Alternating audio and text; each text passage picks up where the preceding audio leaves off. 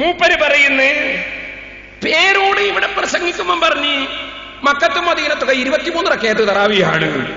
എന്റെ പ്രസംഗത്തിൽ ഞാൻ പറഞ്ഞു 23 റക്അത്ത് തറാവീഹാണ്. ഞാൻ പറഞ്ഞിട്ടില്ല, വാക്കിൽ പിഴവായിട്ട് പോലും പറഞ്ഞിട്ടില്ല. പക്ഷെ അയാൾ എന്റെ മേൽ കള്ളം പറയാണ്. എന്നാ ഞാൻ ആദ്യം അയാളെ പ്രസംഗം കേൾപ്പിക്കുന്നു, 23 ഞാൻ പറഞ്ഞു. കുറച്ച് കഴിയുമ്പോ ഞാൻ എന്റെ പ്രസംഗം കേൾപ്പിക്കും, കഴിഞ്ഞ കേസറ്റ്, അതിൽ 20 ഉണ്ടാവുള്ളൂ. പിന്നെ ഞാന് അതേ മൗലവി തന്നെ പിന്നൊരവസരത്തിൽ പേരോട് പറഞ്ഞത് 20 അയാൾ സമ്മതിച്ചതും കേൾപ്പിക്കും. അങ്ങനെയാ ഗണ്ണനം എന്ന് പറഞ്ഞാൽ. ഞാൻ പറഞ്ഞില്ല, ഗണ്ണനത്തിന്റെ ലദ്ദത്ത് മനസ്സിലാകുന്നേ ഉള്ളൂ, ലദ്ദത്ത് ഇപ്പൊ മനസ്സിലാവും നിങ്ങൾക്ക്. മാർക്കറ്റിന്റെ അടുത്തുള്ള പള്ളിയിൽ മാത്രം ഒരു ബാങ്ക്. ലോകത്തുള്ള എല്ലാ പള്ളികളിലും ഭാഷ അറബിയിൽ ഖുത്ബ നിർവഹിക്കുമ്പോ നാദാപുരത്തെ പള്ളിയിൽ മലയാളത്തിൽ ജുമാ നടക്കുന്നു. ലോകത്തുള്ള എല്ലാ പള്ളികളിലും തറാവീ 23 നിസ്കരിക്കുമ്പോ നാദാപുരത്തെ പള്ളിയിൽ മാത്രം അത് 11 റക്അത്ത് നിസ്കരിക്കുന്നു എന്നിങ്ങനെ പറഞ്ഞുകൊണ്ട് പാവപ്പെട്ട ഈ നാട്ടിലെ ജനങ്ങളെ തെറ്റിദ്ധരിപ്പിക്കാൻ വേണ്ടി ശ്രമിക്കുമ്പോ, അപ്പൊ ഇത് 23 ഞാൻ പറഞ്ഞു, തെറ്റിദ്ധരിപ്പിച്ചു എന്നാ പറയും. ഇനി എന്റെ പ്രസംഗം ഒന്ന് വെക്കുമോനെ, ഞാൻ എന്താ പ്രസംഗിച്ചു നോക്കാം. അവർക്കൊക്കെ മനസ്സിലായി ഈ ഹദീസ് ഒരിക്കലും തറാവീഹിനെ കുറിച്ചല്ല, അത് വിത്റിനെ കുറിച്ചാണെന്ന്. കാരണം ആ ഹദീസ് പറഞ്ഞത് ഇമാം ബഹുമാനപ്പെട്ട ബീവി ആയിഷ ബീവിയാണ്. ആ ആയിഷ ബീവി റളിയല്ലാഹു അൻഹാ മദീനത്തെ പള്ളിയുടെ തൊട്ടടുത്ത ചുമരിന്റെ അപ്പുറത്ത് റൂമിൽ വെച്ച് മഹദി അവിടുന്ന് റൂമിന്റെ ഉള്ളിൽ വെച്ച് തറാവീഹ് നിസ്കരിക്കുന്നുണ്ട്.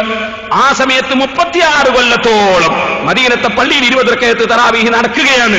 ആയിഷ ബീവി പറയുന്നില്ല അവിടുത്തെ നിസ്കാരത്തിന്റെ എണ്ണം കൂടിപ്പോയി എന്ന് പറയുന്നില്ല. കാരണം ആയിഷ ബീവിക്കറിയാം ഞാൻ പറഞ്ഞത് വിത്റിനെ കുറിച്ചാണ്. ആയിഷ ബീവിയോട് തന്നെ ചോദിച്ചു, അംബീനി അംബിതിർ റസൂലില്ലാഹി, റസൂലുള്ളാഹിന്റെ വിത്റിന്റെ എണ്ണം എത്രയാണെന്ന് പറഞ്ഞു തരൂ ഉമ്മ.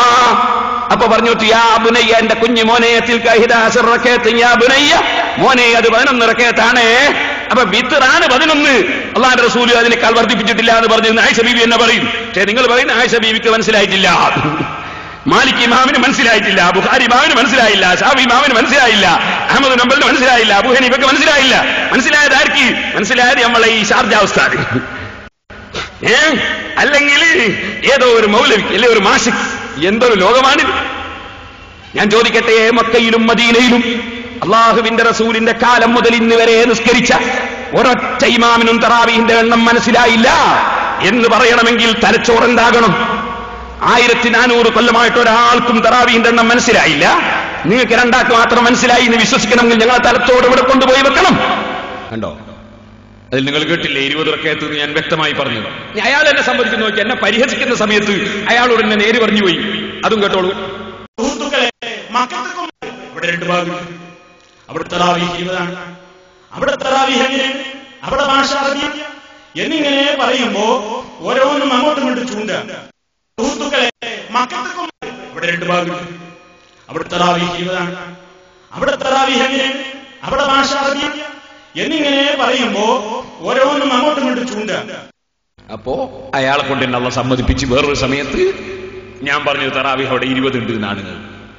ആദ്യം അയാൾ പറഞ്ഞു 23.